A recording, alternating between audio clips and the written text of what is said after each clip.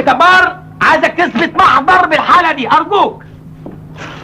اضرب يا سليم اهو، حرام عليك. فيلم الافوكاتو بيدور في نفس الحقبه الزمنيه اللي بتتبنى الاحداث الكاريكاتيريه الهزليه الغير حقيقيه بالمره اللي كنا بنتكلم عنها في فيلم البيضه والحجر. حسن عبد الرحيم الشهير بحسن سبانخ محامي شاطر ونصاب واستغلالي ومهووس بالتاثير على الناس، مغرور، ذكي، مغامر، براجماتي، بس بيحب شغله اكتر من الفلوس. حسن سبانخ بيتبنى مبادئ كتير فلسفيه وسياسيه ناتجه عن دراسته وعن شغله وعن ثقافته وكمان اختلاطه بجميع طبقات المجتمع، هو مش مكتسبها من حد معين. بنشوف في فيلم الافوكاتو نسخه هزليه مبالغه بترمز لسوء السلطه في وقتها، تفشي المحسوبيه والوسائط وفساد اصحاب النفوذ. فبنشوف حسن سبانخ المحامي الشاطر بيروح يترافع عن شخص في قضيه اتجار بالعمله بادله ظرفيه تماما وكلام مرسل عن ان الكل في الوقت الحالي عنده دولارات، وكلامه ده في حد ذاته بيحول القضيه لحياز الدولارات، يعني كده الدولارات مرقمه مش غير رسميه من بره البنك. ولو ركزت هتلاقي في اخر مرافعه في الفيلم بيقول ان حيازه الدولارات مش جريمه، فبكده اصلا القضيه اللي في اول الفيلم ما تستاهلش مرافعه. وبعدها بيتهم سبانخ هيئه المحكمه بالتهرب من الضرائب وفساد الذمه الماليه بشكل ضمني، وده يعتبر قذف واهانه لهيئه المحكمه. وبناء على الهجص ده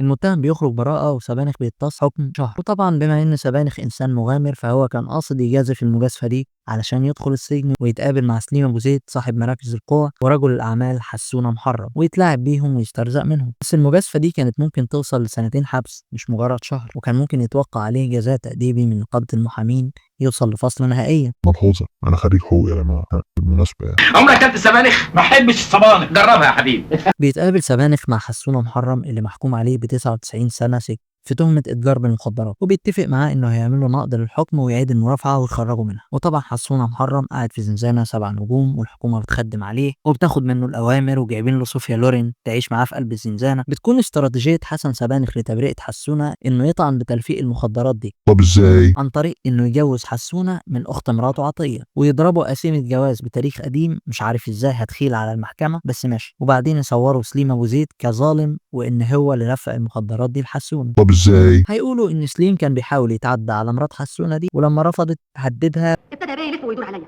وانا قدامي مرات راجل وحره، الراجل من فجره يقول لي نطلعك منه ومن ايه بقى سرحت في وشه وابتدى يبعت رجالته ورا حسونه. طب إزاي؟ مفيش حاجه تثبت الكلام ده يا عمنا غير قسيمه الجواز وشهاده الزوجه اللي هي اصلا ما يعتدش بيها، يعني برضو ادله ظرفيه وغير كافيه. وبيصور لك هنا القاضي وهيئه المحكمه انهم ضعاف النفوس قدام جمال الفنانه اسعاد يونس، فبيغزلوها وبيحكموا ببراءه حسونه علشان خاطرها. عبث. كان له حق المستشار مرتضى منصور يرفع عليهم قضيه. وبعدين بيخرج حسونه محرم وبيرفض يطلق اخت مرات سبانخ اللي هي الفنانه اسعاد يونس، فبيعاقبوا سبانخ بيقول له انا هخليك تكمل معاها بس تديني مبلغ دولاري، وبعدين ياخد الفلوس ويبدلها مع حسونه الدولارات مزوره ويبلغ عن حسونه علشان يجبروا على الطلاق. وبعدين تطلع الدولارات سليمه وبيخرج حسونه وبيتهم سليم ابو زيد تاني، فسليم ابو زيد بيعترف وبيقول للقاضي انا عملت كذا وكذا وكذا ولكن اللي كان بيساعدني في الافتراء بتاعي هو حسن سبانخ. يشهد على الكلام ده مين؟ صح معايا، حسونه. وطبعا برضو دي ادله ظرفيه مش كفيله تثبت التهم دي على سبانخ، ولكن القاضي هنا اللي المفروض هو اصلا اللي يتحاكم بيغلبه هواه، وبسبب كرهه لسبانخ بيحكم بالسجن على سبانخ وسليم ب 15 سنه مع الشغل من اول جلسه من مجرد شهاده شفهيه. وسبانخ بقى العبقري الجينيوس مش بيقرر يخرج نفسه بشكل قانوني، لا بيعجز دلوقتي وحيله بتختفي، فبيقرر يهرب مع سليم ابو زيد من السجن بالتحايل على العسكري الغلبان. بيهرب حسونه مع سليم وبيجي دور نظريتنا هنا لاستكمال الحدوته. بس قبلها خلونا نتكلم عن مبادئ سبانخ وننسبها للمدارس اللي بتنتمي ليها. حقيقة مقرفة جدا يا عبد الجبار، والغريبة انك انت لو رفضتها علشان مقرفة هتبقى مقرفة اكتر. الحل بسيط، انك تعمل الحياة صوالحة علشان تتمتع بجمالها. المجتمعات المتخلفة يا عبد الجبار ما تعرفش حاجة اسمها العلم، واي محاولة لتغيير حركتها بقوانين علمية تعتبر محاولة غير علمية في حد ذاتها. في الحقيقة ادعاء الحقبة دي كان بيكمن في الحوار. المهم أول مادة عن سبانخ عدم تغيير الحياة ولا الشخص السيء، بل التعامل معاه بقوانينه وأسلوبه لتحقيق أقصى استفادة منه. يعني ما تتعبش دماغك بتصليح الكون، كيف نفسك على نظامه علشان تنجو. وده مبدأ بيندرج تحت مبادئ زي الواقعية الراديكالية واللامثالية اللي هي الأنتي أيدياليزم. كلمة صعبة غامضة مثقفة. والواقعية السياسية والبراجماتية اللي بيتبنوا قوانين إن مفيش حق وعدل مطلق تحديدا في السياسة، إنما المعيار هو القوة والمصلحة والقدرة على التفاوض. أما المبدأ الثاني هو إن سبانخ بيتحايل على الناس في إطار شغله كمحامي علشان يكسب من وراهم، إلا لو التحايل ده هيأذيهم فبيتراجع. وده بيتسمى مبدأ المنفعة المشروطة اللي تبناه جون ستيوارت ميل، وقايم على الاستفادة من الناس طالما المصلحة أكبر من الضرر، ولو الضرر بقى أكبر نتراجع. والناس اللي مش هكابر بياخدها ببلاش بس بقى بيخسرها ليه؟ بيقول ان قعدتهم في السجن احسن من العيشه الهباب اللي عايشينها بره.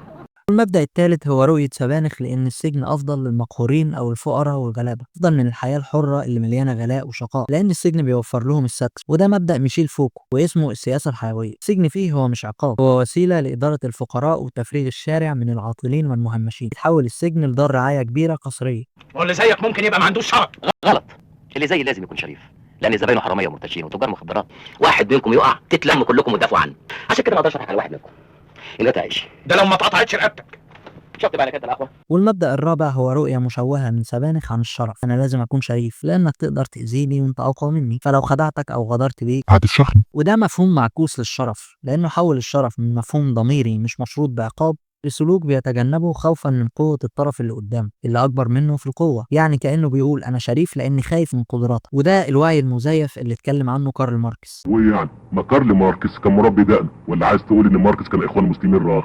اللي بيبرر بيه الإنسان خضوعه على إنه نوع من النبل علشان يهون على نفسه، زي لما نقول أنا محترم مع البلطجية علشان ما يضربونيش. أنت كده مش محترم، أنت جبان. يا جبان. كان المفروض يكون في جزء تاني من الفيلم تحت اسم حسن سبانخ زعيم الحياة الطبيعية، وده اللي النظرية هتكمله دلوقتي. النظرية بتقول إن حسن سبانخ عنده شوية صفات سلبية زي المجازفة بصحته ونفسه وأهل بيته زي أخت مراته، وزي إنه حقود لدرجة معينة بتخليه حتى يكره إنه يتقال له كلمة بابا من ابنه لمجرد إن ابنه عنده بنيان جسدي أضخم منه لما كان في سنه، وزي استغلاله لجهل الناس لمجرد حبه في إنه يبقى مؤثر وثوري وزعيم. الاستغلال لمجرد الاستغلال كان هو المحرك لسبانخ اللي بيسحله في تحديات مش قدها. بعد ما بيهرب سبانخ مع سليم أبو زيد بيغير استراتيجيته وبيطلب نسبته في فلوس سليم من البنوك اللي بره مصر قبل ما سليم يسافر، وبعدها بيبلغ عن سليم وعن الفلوس وبيقول لهم إن سليم هربه معاه بالإجبار، وبيرجع للسجن وبيرجع معاه سليم وبيرجع الفلوس، وبيقول لهم إنه كده رجع للدولة جزء من الفلوس اللي كانت منهوبة من الغلابة ومتهربة بره. وبناء على ده بيظهر سبانخ كبطل وطني قدام الدولة والناس الغلابة بتأيده، وبيخرج من ال15 سنة بعفو رئاسي، ولكنه بيظل مفصول من نقابة المحامين وبيبقى ختم اللعبة ولاعب بما فيه الكفاية بأصحاب القرار والأثرياء الظلمة، يخرجهم وقت ما يحب ويرجع يدخلهم تاني، ولكن بيكون الثمن إن مراته وابنه يسيبوه وبترفع عليه قضية طلاق. هو ما بيبقاش كسب غير شوية شعبية وغرور سمعة زائفة، ومقارنة بخسارته لابنه ومراته وشغله كمحامي بيقرر يغير استراتيجيته مرة كمان، فبيقرر يكبر دايرة فساده ويتحول لنصاب على مساحة أكبر. وطبعا بيكون عامل حسابه للأوقات اللي زي دي عن طريق إنه كان مكمر شوية فلوس من فلوس سليم أبو زيد اللي سلمها للحكومة، وكان محوش فلوس قبلها، وبيبدأ يزور بطايق وباسبورات كتير، وبيقرر يكمل في شغفه الوحيد وهو التلاعب بالناس، فبيتحول لدكتور ومحامي وتاجر وراجل أعمال وظابط وزي ما تقول وبيلبس شخصيات كتير قوي زي عبد الحميد البكري، حازم غربال، البرنس، مصطفى زهران، العربي الكحكي، صبحي أبو الفضل، والحجاج المصري، شوقي المر، محمود سالم. ايوه زي ما انت افتكرت كده مسلسل العراف، وهو استكمال لحياة سبانخ. لو عايز تعرف ازاي وعندك اسئلة محيراك قوي وشايف انها مش محبوكة ومش منطقية، اشترك واعمل لايك واعمل كومنت وفعل الجرس واستنى الجزء التاني من الحلقة علشان اجاوبك واقولك ازاي النظرية بتقول ان الشخصيتين شخصية واحدة. سلام.